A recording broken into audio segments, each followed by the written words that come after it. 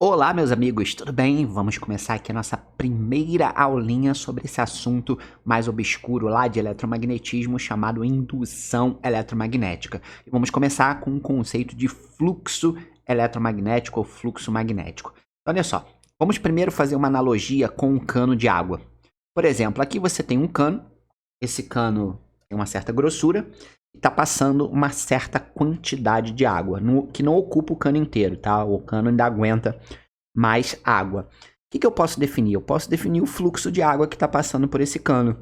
Então, por exemplo, 5 litros por segundo. Então, como é que eu defini esse fluxo? Eu defini por dois fatores. Primeiro, o volume de água que está passando por esse cano e o tempo que isso está acontecendo. Tudo bem? Agora, vamos pegar um outro cano com a mesma grossura, só que agora eu dobrei a quantidade de água. O fluxo agora vai ser maior ou menor? Vai ser maior. Por quê? Porque agora eu aumentei a quantidade de água.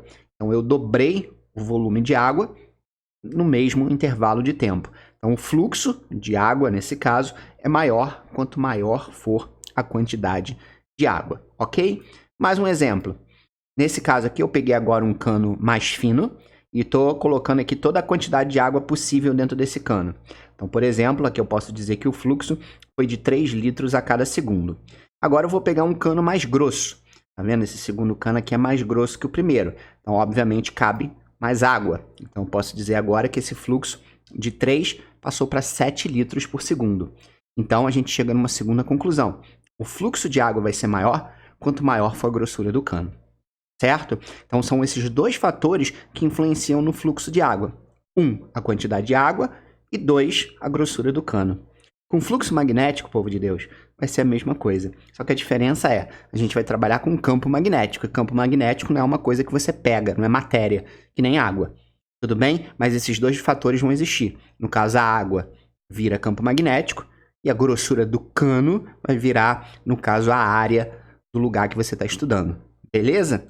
Então, olha só, usando essa analogia agora para interpretar o fluxo do campo magnético. Aqui eu tenho duas situações. Tá? Aqui eu tenho uma areazinha do espaço, que é A, e aqui eu estou estudando numa mesma areazinha A. Tá? Aqui é como se fosse a grossura do cano. A grossura do cano é igual para os dois, tá? E aqui eu tenho um certo campo magnético, aqui eu tenho outro campo magnético. Em qual dos dois o fluxo é maior? Tcharam! No outro era mole, né? Era só ver a quantidade de água que está passando. Aqui é só ver a quantidade de campo magnético. Isso está representado pelas setinhas.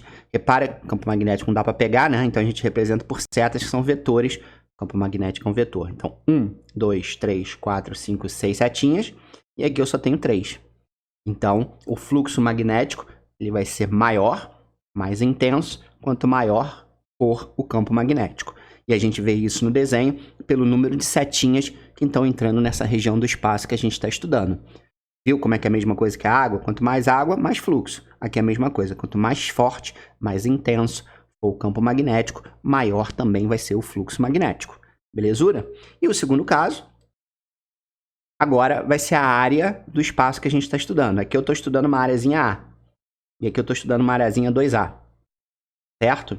Aqui a analogia é a grossura do cano. Aqui seria um cano, entre aspas, mais fino. E aqui um cano mais grosso. Ui. E aí, qual desses dois o fluxo magnético vai ser maior? Bom, o fluxo magnético vai ser maior aonde estiver passando mais setinhas, né? Você repara que aqui ó, tem 1, 2, 3, 4, 5, 6. E no primeiro exemplo só tem 1, 2, 3. Então, claro que o fluxo magnético vai ser maior aonde a área for maior. Assim como o fluxo de água é maior, quanto mais grosso for o cano que consegue passar mais água. Tudo bem? Então, esses são os dois fatores que vão influenciar no fluxo do campo magnético. 1, o próprio campo, e 2, a areazinha que a gente está estudando e vendo como é que está passando ali de campo, de vetor campo magnético. E a gente pode juntar tudo isso numa fórmula. A gente usa essa letra grega para representar o fluxo do campo magnético. Vai depender do campo, como a gente acabou de ver, e vai depender da areazinha. Agora tem esse detalhezinho aqui, tá? Matemático, que vai ser o cosseno de θ. O que é esse tal de θ? Vai ser o ângulo entre o vetor campo magnético e o vetor perpendicular à superfície que a gente está estudando. Ó, aqui eu tenho o vetor campo magnético, que está na horizontal, e aqui eu tenho a minha areazinha que eu estou estudando, tá? Esse vetor aqui, vetor perpendicular à superfície, esse azulzinho aqui, ó. Para que esse azulzinho aqui é perpendicular, faz um ângulo de 90 graus com a superfície que eu estou estudando. E claro, esse ângulo θ vai ser esse ângulo aqui, ó, o ângulo entre o vetor campo magnético e esse vetor azulzinho aqui que é perpendicular à área da nossa área que a gente está estudando, né? Que depois a gente vai ver que essas áreas geralmente são espiras, tá? Espira é um fio de metal que a gente enrola ele nesse formatozinho aqui. Tudo bem? Bom, então continuando. Agora vamos para os casos especiais, tá? Os casos especiais são os que mais aparecem por aí, principalmente esse primeiro. Dá uma olhadinha nesse caso aqui. Você repara que o vetor campo magnético aqui, ó, tá junto com o vetor que é perpendicular à superfície. Então, qual vai ser o ângulo θ aqui? Se um vetor está em cima do outro, o ângulo é 0. Concorda comigo? Cosseno de 0, quanto vale, povo de Deus? Cosseno de 0 é 1. E aí a fórmula se reduz a B vezes A. B vezes A vezes 1 dá B vezes A.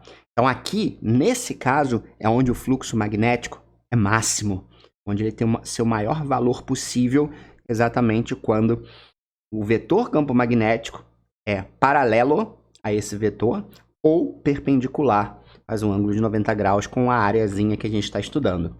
E nesse caso aqui? Nesse caso aqui, repara uma coisa, povo de Deus. Você repara que aqui, ó, esse vetor campo magnético, ele está paralelo à área que a gente está estudando e perpendicular a esse vetor que é perpendicular à areazinha que a gente está estudando.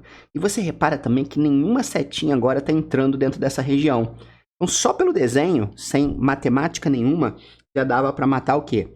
Que aqui o fluxo magnético vai ser 0, porque não está entrando nenhuma setinha nessa região do espaço. Mas vamos ver matematicamente, olha o ângulo aqui. Qual é o ângulo entre o campo magnético e esse vetor aqui azulzinho? 90, né?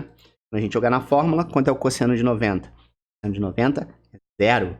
E aí, quando você multiplicar 0 por qualquer coisa, vai dar 0. Então, nesse caso, o fluxo é nulo. Então, você vê que o fluxo também é influenciado aí por esse ângulo, né? Além do campo, além da areazinha que a gente está estudando, essa relação entre a posição dessa área que a gente está estudando e o campo magnético. Tudo bem? Bom, o que importa quando a gente estudar o próxima parte, que é efetivamente a indução eletromagnética, é quanto o fluxo vai mudar. Só me interessa quando o fluxo muda. E existem duas formas, tem mais, tá? Mas as duas principais aqui é como que eu vario esse fluxo. Aqui o primeiro exemplo. Eu tenho aqui um ímã.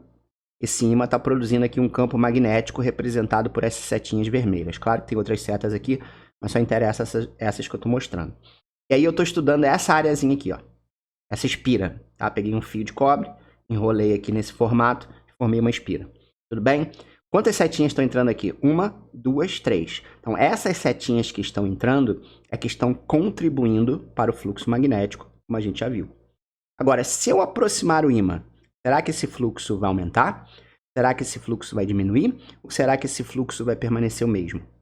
Bom, essa areazinha aqui da espira não vai mudar. Então, para aumentar o fluxo, eu tenho que colocar mais setinhas passando por aqui. Se diminuir o número de setinhas, diminui o fluxo. E se continuar entrando 3 setinhas, o fluxo vai permanecer constante. Mas é meio óbvio a gente imaginar, quando eu chegar pertinho, essas setas, por exemplo, que não entravam, que estavam longe, agora vão entrar. Repare que agora 1, 2, 3, 4, 5 setinhas estão entrando. Então, nesse caso, o fluxo aumentou. Então, quando eu aproximo um ímã de uma espira, o fluxo aumenta.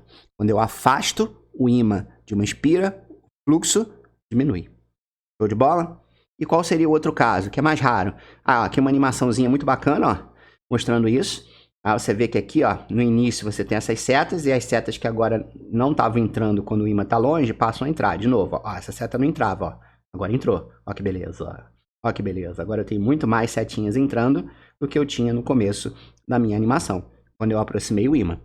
Beleza? Então esse é o método principal para eu aumentar a área, aumentar o fluxo magnético pela espira. Tudo bem? E a segunda, que é mais raro, é você variar a área da espira. Porque, por exemplo, aqui está a espira, né? Eu tenho 1, 2, 3, 4, 5 setinhas entrando. Se eu der uma esticadazinha na espira assim, ó, repara que agora eu só tenho 2 setinhas entrando. Então, nesse caso, a gente teve uma redução do fluxo magnético. O fluxo magnético vai depender dessa quantidade de setinhas que estão entrando nessa área que a gente está estudando. Tudo bem?